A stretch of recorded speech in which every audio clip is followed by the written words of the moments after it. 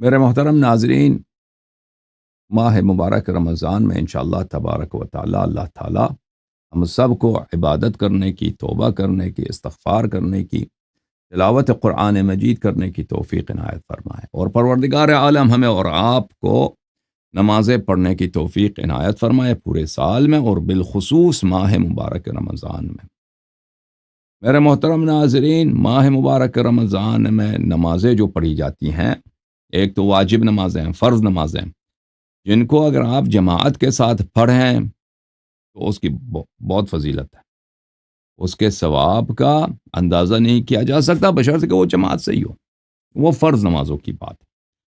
البتہ مستحب نمازیں یا نوافل لیلیہ، جس کو نماز تہجد، صلاۃ اللیل کہا جاتا ہے، اس کو جماعت کے ساتھ پڑھنا، چاہے ماہ رمضان ہو یا غیر رمضان ہو، یہ اس سے عقیداً منع ہے۔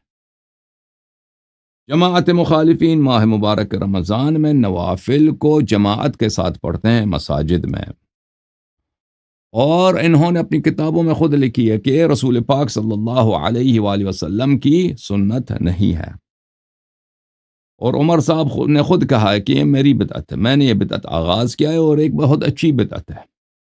اور ان کے علماء نے جناب عمر کے کلمات کی توضیح میں یہی کہا ہے کہ اس لیے عمر نے کہا کہ نماز بدعت ہے کیونکہ یہ رسول پاک صلی اللہ علیہ وآلہ وسلم کی سنت نہیں ہے۔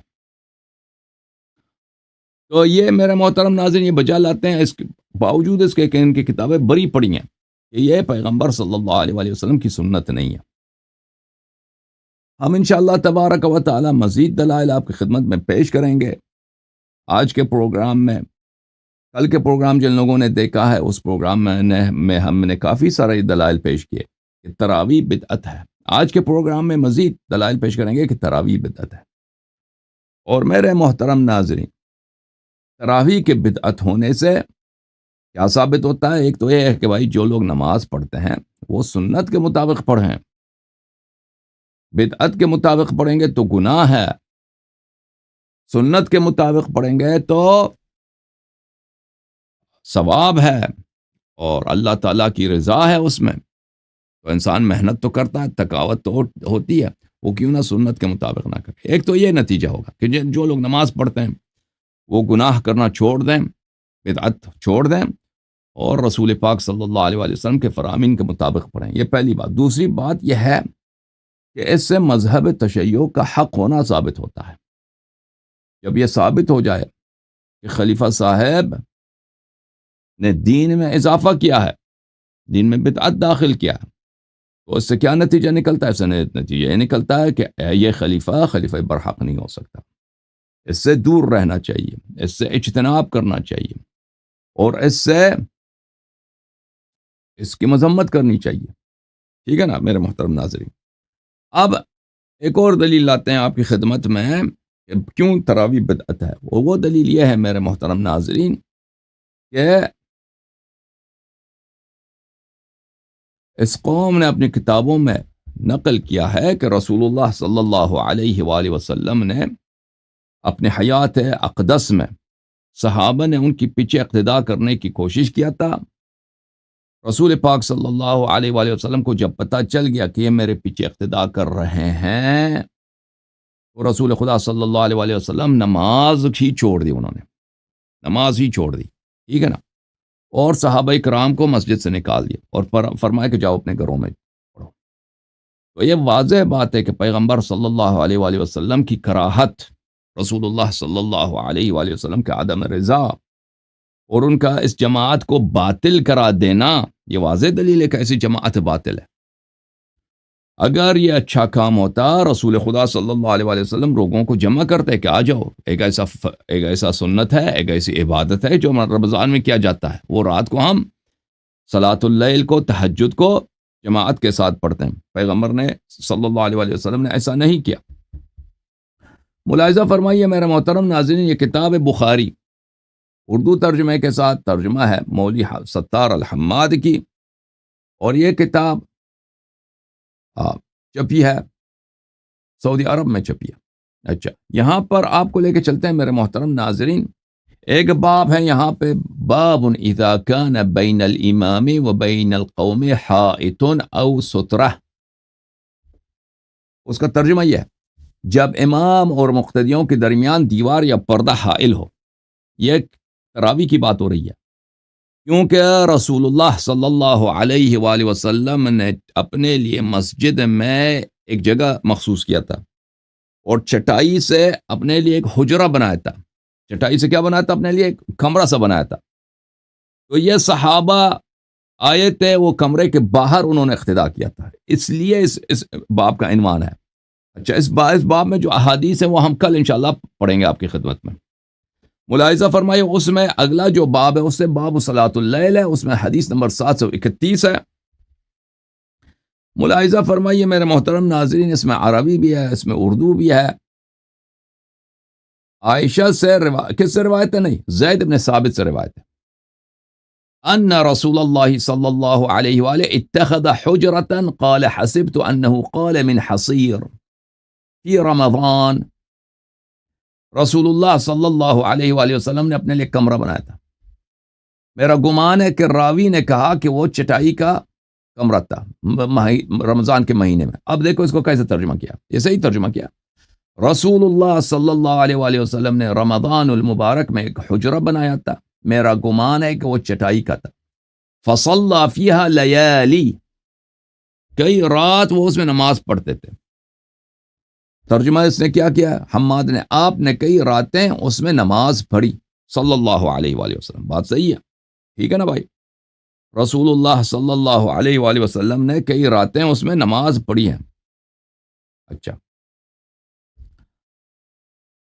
فصلی بصلاته ناس من اصحابہ، آپ کے صحابہ میں سے کئی لوگوں نے آپ کی نماز میں آپ کے اقتداء میں نماز ادا کی. صحابہ نے آپ کے نماز میں نماز اقتداء کی. تو پتہ یہ چلا میرے محترم ناظرین کہ رسول اللہ صلی اللہ علیہ وآلہ وسلم اکیلے میں نماز پڑھنا چاہتے ہیں، پرائیویسی میں نماز پڑھنا چاہتے ہیں. انہوں نے اپنے لیے ایک چٹائی کا گھر بنایا، صحابہ پیچھے لگے ہیں، جماعت بنا دیا. اچھا، اب میں آپ کو دکھاؤں گا، اب پڑھیں گے اور شراح کی باتیں دکھائیں گے کہ یہ صحابہ نے جو کام کیا ہے، رسول اللہ صلی اللہ علیہ وآلہ وسلم اس سے ناراض تھے کہ آپ لوگوں نے جو کیا وہ غلط کام کیا ہے، ان کو مسجد سے بھی نکال دیا ہے. اچھا، فلما علم بهم جعل يقعد، جب آپ کو ان کے متعلق معلوم ہوا تو آپ بیٹھ رہے.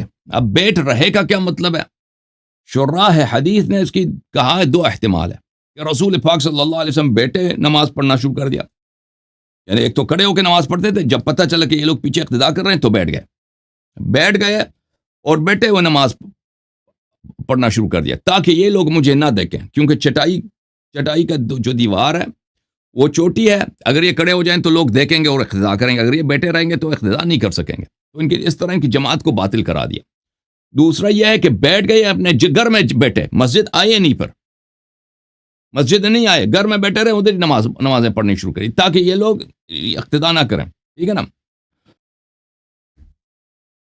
پھر آپ ان کی طرف تشریف لائے اور فرمایا.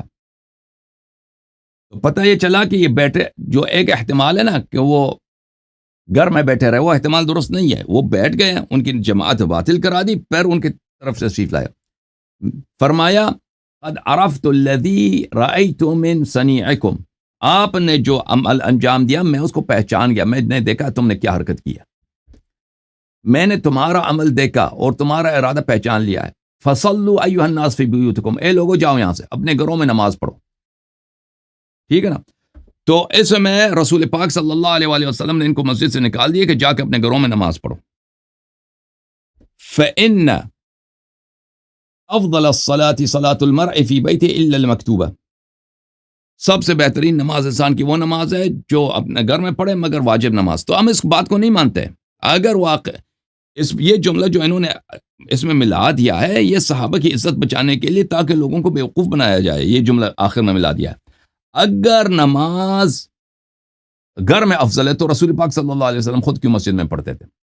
اور پھر اتنے زیادہ روایات دیکھیں میرے محترم ناظرین کہ میرے مسجد میں ایک نماز مابین قبری ومنبری روضۃ من ریاض الجنہ، یہاں پہ ایک نماز کئی 100 نمازوں کے برابر ہے یا کئی گنا نمازوں کی برابر ہے، یہ احادیث وارد ہوئی ہیں۔ تو مسجد نبوی صلی اللہ علیہ وآلہ وسلم نے میں نماز پڑھنا اس کی بڑی فضیلت ہے، اور بالخصوص قبر اور منبر کے درمیان، ٹھیک ہے نا، اور پھر خود وہ مسجد میں نماز پڑھ رہے ہیں، نوافل ہی پڑھ رہے ہیں، دوسروں کو نکال رہے ہیں۔ تو یہ نکالنے کی وجہ جو بہرحال نکالنے کی وجہ کیا ہے میرے محترم ناظرین؟ نکالنے کی وجہ یہ ہے کہ رسول خدا صلی اللہ علیہ وآلہ وسلم صحابہ کے اس فعل سے ناراض تھے۔ یہ کتاب مسند ابی عوانہ الجزء الثانی، چھاپ دار المعرفہ، کتاب چھپی ہے سنہ 1998 میں بیروت لبنان میں۔ یہاں پہ ملاحظہ فرمائی صفحہ نمبر 32 میں، اس میں بھی یہی حدیث روایت ہے جو بخاری میں نے آپ کو دکھا دیا کہ رسول اللہ صلی اللہ علیہ وآلہ وسلم نے اپنے لیے ایک حجرہ بنایا چٹائی سے مسجد میں، رمضان میں، اس میں کئی راتیں آپ نماز پڑھتے تھے صلی اللہ علیہ وآلہ۔ فصلی بصلاتی ناس من اصحابہ، ان کی نماز میں کئی ایک صحابہ نے اقتدا کی۔ اب یہ اقتدا کس میں کہاں لکھا ہے کہ پیغمبر صلی اللہ علیہ وسلم نے ان کو حکم دیا کہ آؤ میرے اقتدا کرو؟ اگر رسول اللہ صلی اللہ علیہ وآلہ وسلم نماز پڑھانا چاہتے تھے، وہ خود جاتے نا محراب میں کھڑے ہوتے، چٹائی کا کمرہ نہیں بناتے اپنے لیے، حکم دیتے آؤ میرے لیے نماز پڑھو۔ پھر جب انہوں نے نماز پڑھی ان کے پیچھے تو فلما علم بهم، جب ان کو پتہ چلا کہ میرے پیچھے نماز پڑھ رہے ہیں، یعنی یہ خود واضح جملہ ہے کہ یہ رسول صلی اللہ علیہ وسلم کی اجازت سے، ان کی رضا سے پیچھے نماز نہیں پڑھ رہے تھے، اقتداء ان کی بغیر اجازت پیغمبر کی تھی۔ جعل یقعد فلم یخرج الیہم، اپنے گھر میں، اس کے بعد اپنے گھر بیٹھے رہے اور مسجد نہ نکل آئے، ٹھیک ہے نا، تاکہ اس طرح کی جماعت نہ ہو کہ یہ لوگ میرے پیچھے اقتداء کر رہے ہیں۔ فقال قد عرفت الذي رأيت من صنيعكم فصلوا أيها الناس في بيوتكم، میں نے دیکھ لیا کہ تم نے کیا عمل انجام دیا ہے، تو اس کے بعد اپنے گھروں میں نماز پڑھو۔ یہاں پہ عائشہ کی ایک روایت ہے، عائشہ کیا کہتی ہے؟ عائشہ نے یہ کہتی ہے کہ رسول پاک صلی اللہ علیہ وآلہ وسلم نے فرمایا کہ مجھے ڈر ہے کہ آپ پہ عذاب، آپ پہ یہ نماز واجب ہو جائے گا، اس لیے میں تمہیں اپنے گھر بھیج رہا ہوں، ادھر جاؤ۔ یہ جملہ غلط ہے، اصل میں پیغمبر صلی اللہ علیہ وآلہ وسلم کا جملہ یہ تھا، کیونکہ اگلے رات کو جب یہ نہیں آئے تھے رسول پاک صلی اللہ علیہ وسلم مسجد میں نماز پڑھنے کے لیے، تو صحابہ نے ان کے گھر کو پتھراؤ کیا تھا۔ یہ بخاری میں روایت موجود ہے، صحابہ کرام نے، وہی صحابہ جس کو رضی اللہ بولتے ہیں ہمارے بھائی، انہوں نے رسول پاک صلی اللہ علیہ وسلم پہ آواز بلند کی تھی اور پتھراؤ کیا تھا کہ نماز کے لیے آپ کیوں نہیں نکل رہے؟ تو اس وقت رسول پاک صلی اللہ علیہ وسلم نے فرمایا تھا کہ مجھے خوف ہے کہ آپ پہ لازم ہو جائے گا، کیا یعنی عذاب الہی لازم ہو جائے گا، کیونکہ اتنی بڑی یہ ان لوگوں نے کیا کیا تھا، اتنا بڑا جرم کیا تھا ان لوگوں نے، آواز بلند کی تھی اور پتھراؤ کیا تھا رسول پاک صلی اللہ علیہ وسلم کے دروازے پر۔ کسی بھی شخص کے دروازے پہ آپ پتھر پھینکے نا، یہ بے حرمتی ہے۔ سردار انبیاء خاتم النبیین صلی اللہ علیہ وسلم کے دروازے پہ آپ پتھر پھینکے اس لیے کہ ان کو نماز کے لیے بلا رہے ہیں، یعنی آپ ان سے زیادہ اتقا ہیں، ان کو نماز کا نہیں معلوم، یہ بہت بڑی توہین ہے پیغمبر صلی اللہ علیہ وسلم کے لیے۔ تو اس لیے انہوں نے کہا تھا کہ یہاں پہ عذاب نہ لازم ہو جائے گا۔ تو عائشہ نے اس کو موڑ کے کیا کہا کہ نہیں، میں اس لیے نہیں آتا کہ مجھے ڈر ہے کہ یہ کیا لازم ہو جائے گا، نماز آپ پہ لازم ہو جائے گا، واجب ہو جائے گا۔ تو ہم انشاءاللہ اگلے رات کو آپ کو بتائیں گے کہ یہ جملہ غلط ہے عائشہ کا، کئی وجوہات کے بنا پر، کہ یہ کیونکہ اللہ تعالیٰ ایسا نہیں ہے کہ بلا وجہ کسی چیز کو واجب کر دیتا ہے، اس لیے کہ پیغمبر صلی اللہ علیہ وسلم اس عمل کو انہوں نے بجا لایا ہے۔ رسول اللہ صلی اللہ علیہ وسلم اور ان کے صحابہ ساری زندگی رواتب پڑھتے تھے، نوافل پڑھتے تھے، یہ کبھی واجب نہیں ہوا۔ جماعت کے ساتھ نمازیں پڑھتے تھے، کبھی جماعت میں حاضر ہونا واجب نہیں ہوا۔ نماز عیدین پڑھتے تھے، عیدین مالکیہ شافعیہ کے نزدیک کیا ہے؟ نماز مستحب مؤکدہ ہے، کبھی واجب نہیں ہوا۔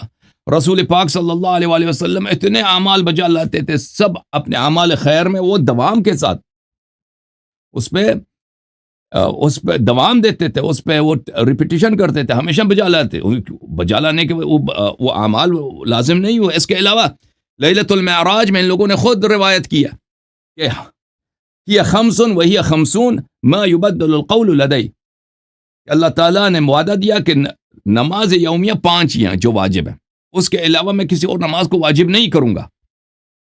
اچھا، تو یہ عائشہ کا یہ قول یہ بہت باطل ہے، اور ان کے اعلام نے حافظ ابن حجر کے استاد حافظ ابو الفضل العراقی اپنی کتاب طرح التثریب میں کہتا ہے کہ یہ معمہ ہمارے لیے حل نہیں ہوا، کسی عالم نے اس کو حل نہیں کیا کہ کیسے ہو سکتا ہے کہ مواظبت کی وجہ سے ایک عمل جو مستحب ہے وہ واجب بن جائے، یہ کیسے ہو سکتا ہے؟ تو بات بالکل ان کی صحیح ہے کہ یہ بات ہو ہی نہیں سکتی، یہ بات غلط ہے۔ تو اصل جو چیز لازم ہونی تھی وہ عذاب تھی، عائشہ نے اس کو موڑ دیا۔ اب انشاءاللہ تبارک و تعالی وہ ابھی ہمارا موضوع نہیں ہے۔ عائشہ کی روایت کہ یہ عائشہ کی جو بات ہے کہ میں اس لیے یہ نماز نہیں پڑھتا کہ یہ تم پہ لازم ہو جائے گا، یہ ایک مذاق ہے۔ وہ اصل یہ ہے کہ تم پہ عذاب لازم ہو جائے گا، وہ انشاءاللہ کل کے اس کے متعلق ہم بات کریں گے۔ فإن أفضل صلاة المرء في بيته إلا المكتوبة۔ اچھا، یہ حدیث آپ نے کتاب مسند ابی عوانہ میں دیکھا، یہ کتاب الاحسان فی صحیح ابن حبان تحقیق شیخ الارناؤط، اس میں میرے محترم ناظرین ابن حبان نے اللہ آپ کا ولا کرے وعدہ کیا ہے کہ اس کتاب کے سب احادیث صحیح ہیں۔ یہ اس کا جلد نمبر 6 ہے، کتاب چھپی ہے سن 1988 میں۔ یہاں پہ ملاحظہ فرمائیے صفحہ نمبر 238 میں، اس میں بھی یہی ہے کہ رسول خدا صلی اللہ علیہ وآلہ وسلم نے ایک حجرہ بنایا رمضان میں، اس میں نمازیں پڑھتے تھے۔ فصلى بصلاتي اناس من اصحابه فلما علم بهم جعل يقعد، ان کے نماز میں ان کے کچھ صحابہ نے اقتداء کیا۔ جب پیغمبر صلی اللہ علیہ وسلم کو پتہ چلا ہے یہ میرے پیچھے اقتداء کر رہے ہیں، تو کیا اس کا مطلب کیا ہے کہ پیغمبر صلی اللہ علیہ وسلم نے اجازت دی ہی نہ تھی۔ رسول اللہ صلی اللہ علیہ وسلم نے حکم نہیں دیا تھا کہ میرے پیچھے تم نماز پڑھو، یہ خود لگ گئے تھے۔ جعل يقعد، رسول خدا صلی اللہ علیہ وسلم بیٹھ گئے، ان کی جماعت اس طرح انہوں نے باطل کر دی۔ اب رسول پاک صلی اللہ علیہ وسلم کا ان کا ابطال جماعت واضح دلیل ہے کہ یہ جماعت باطل ہے کہ نہیں بھائی؟ یہ الکتاب المسند المستخرج علی صحیح مسلم، تالیف الحافظ ابی نعیم الاسبہانی، جزء الثانی، چھاپ دار الکتب العلمیہ، صفحہ نمبر 373، کتاب الصلاة۔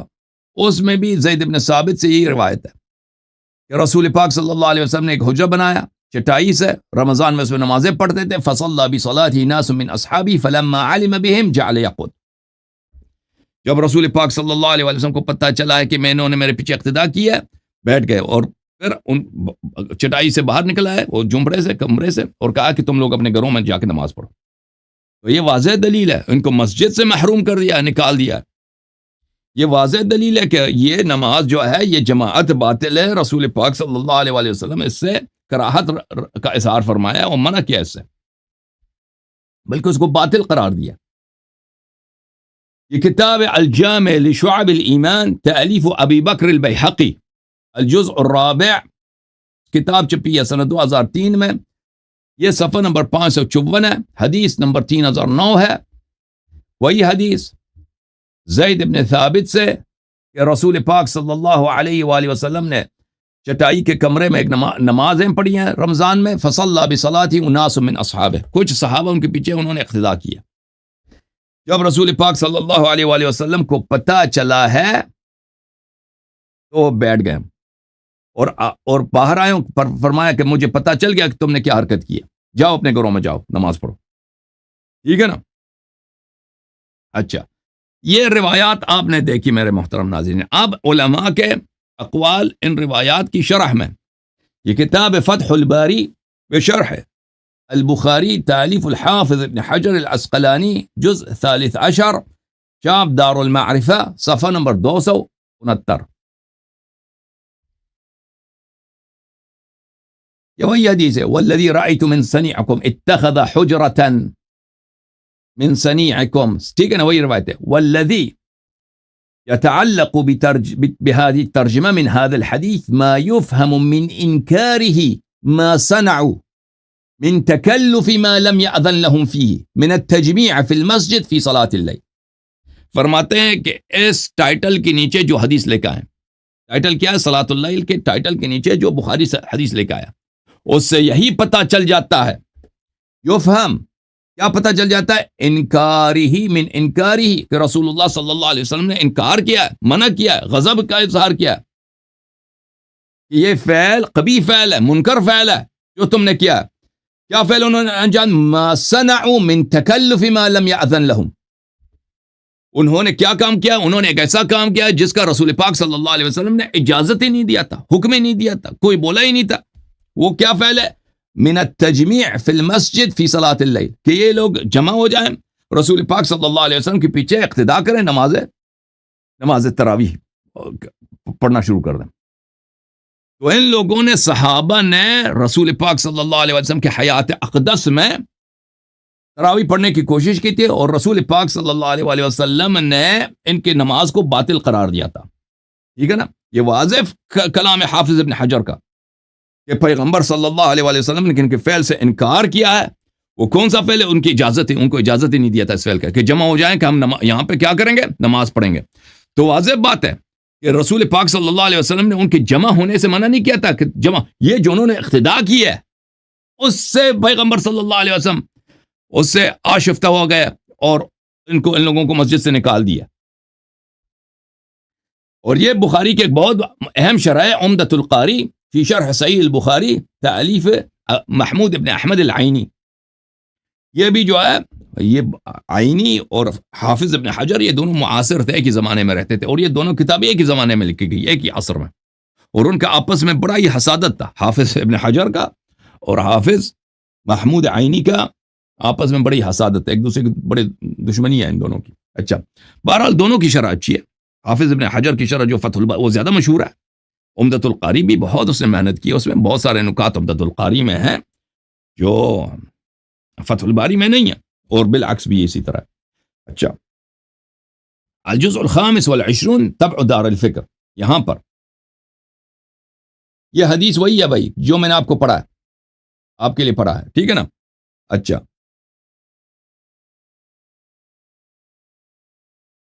انکارہ ما صنعوا من تکلف ما لم یأذن لهم فیہ من الجمعیت فی المسجد فی صلاۃ اللیل۔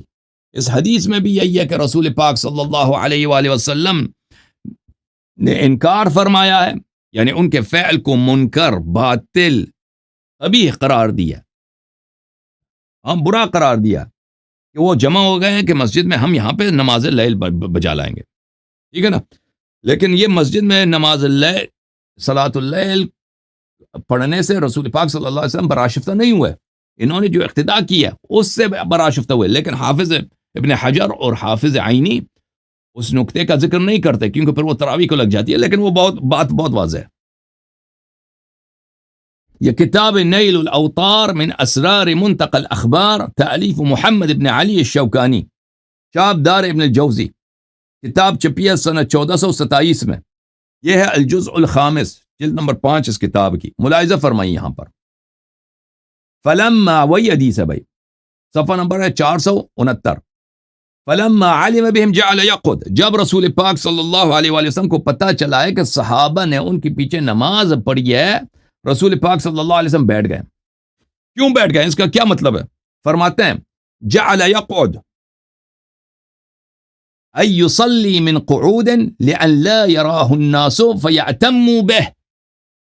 جب رسول پاک صلی اللہ علیہ وسلم کو پتہ چلا کہ یہ لوگ میرے پیچھے اقتداء کر رہے ہیں، تو رسول پاک صلی اللہ علیہ وسلم بیٹھ گئے۔ اس لیے بیٹھ گئے ہیں تاکہ وہ پیغمبر صلی اللہ علیہ وسلم بیٹھ کے نماز پڑھیں، تاکہ لوگ اس کو نہ دیکھیں اور ان کی اقتداء نہ کریں، اور ان کی اہتمام نہ کریں۔ اہتمام یعنی اقتداء، نماز میں اقتداء نہ کریں۔ دیکھیں حدیث میں یہ نہیں کہ وہ بیٹھ گئے تاکہ بیٹھ کے نماز پڑھیں نا، وہ بیٹھ گئے۔ حدیث میں تو یہ کہ بیٹھ گئے کا مطلب یہی ہے کہ انہوں نے ان کی نماز ہی باطل کر دیا، جماعت ہی باطل کر، بالکل۔ وہ یعنی جب رسول صلی اللہ علیہ وسلم کسی فعل سے راضی نہیں ہے تو وہ فعل شرعی نہیں ہے بھائی، وہ فعل شرعی نہیں، وہ حرام ہے، ٹھیک ہے نا؟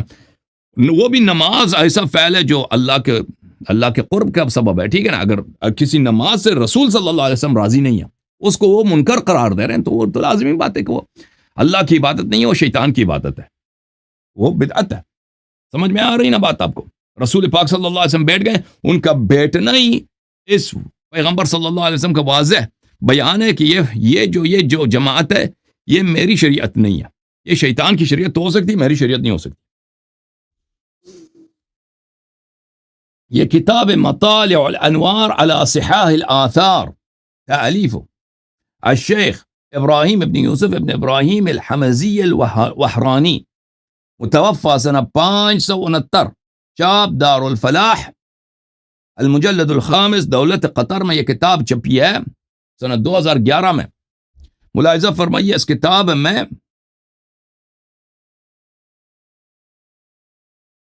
صفحہ نمبر 288 میں 388 میں فلما علم بهم جعل يقعد، کہتے ہیں اس کا معنی یا تو یہ ہے يصلي قاعدا لأن لا يبدو شخصه لهم من وراء الحاجز فيصلوا بصلاته كما فعلوا من قبل. رسول پاک صلی اللہ علیہ وسلم بیٹھ گئے ہیں اس لیے بیٹھ گئے ہیں. اس کا ایک معنی یہ ہو سکتا ہے کہ اس لیے بیٹھ گئے ہیں کہ چٹائی کے باہر سے جو لوگ ان کو دیکھ رہے ہیں، ٹھیک ہے نا، اب پیغمبر ان کو نظر نہ آئے، کیونکہ چٹائی مثلا دیوار چھوٹی ہے، جب یہ کھڑے ہوتے ہیں تو ان کو پتہ چل جاتا ہے کہ پیغمبر صلی اللہ علیہ وسلم ابھی کھڑے ہو گئے، ابھی رکوع کرنے والے ہیں، ٹھیک ہے نا. لیکن اگر وہ بیٹھ جائیں تو وہ لوگ پیچھے سے نظر نہیں آئیں گے، تو اقتداء کرنا ناممکن ہو جائے گا. تو جیسے وہ پہلے اقتداء کرتے تھے، اب اقتداء ان کا ختم ہو جائے گا، نماز جماعت ہی باطل ہو جائے گی ان کی، اس طرح باطل کرا دی. وقیل، اور دوسرا معنی یہ ہے یقعد فی بیتی فلا یخرج الی المسجد، اپنے گھر میں بیٹھے گئے پھر مسجد جانا ہی چھوڑ دی پیغمبر صلی اللہ علیہ وسلم کہ یہ لوگ بلا وجہ میری کیا کرتے ہیں، اقتداء کرتے ہیں.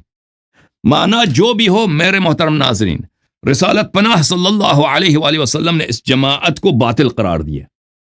اچھا، اب عائشہ کے اس کے مقابلے میں عائشہ کی حدیث ہے، زید بن ثابت کی یہ حدیث ہے، اہل بیت علیہ السلام کی بھی یہی حدیث ہے. عائشہ کی یہ حدیث ہے کہ رسول پاک صلی اللہ علیہ وسلم نے تو یہ فرمایا کہ بھائی میں اگر یہ مزید پڑھا دوں تو یہ واجب ہو جائے گا. اس کا جواب کل انشاءاللہ تفصیل کے ساتھ میں دوں گا. یہ ہو ہی نہیں سکتا میرے بھائیوں، ٹھیک ہے نا. اب میں آپ سب کا بڑا شکریہ ادا کرتا ہوں. اب آپ کے کالز لے لیں گے. یہ پروگرام بھی آج کچھ دیر سے شروع کر دیا ہم نے.